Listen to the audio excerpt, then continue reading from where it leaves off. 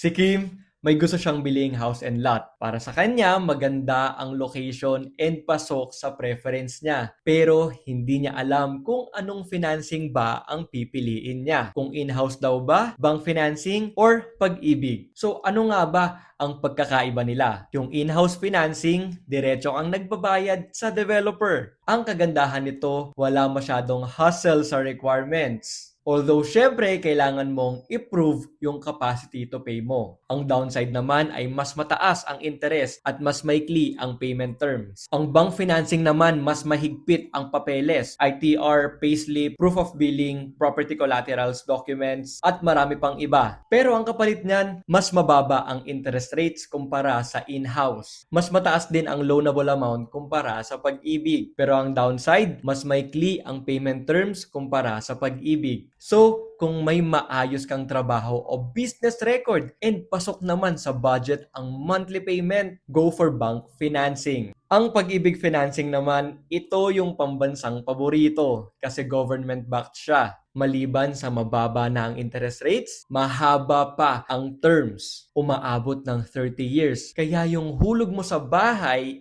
parang renta mo lang.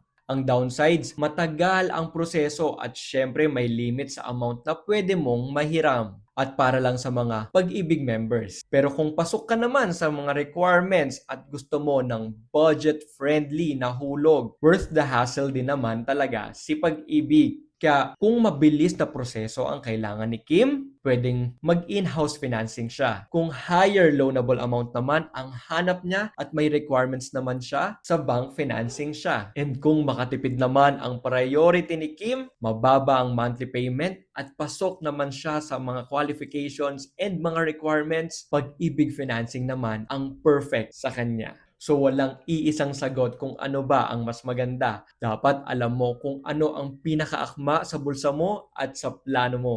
Sana nakatulong ang video na to. Please don't forget to like and share for more videos like this.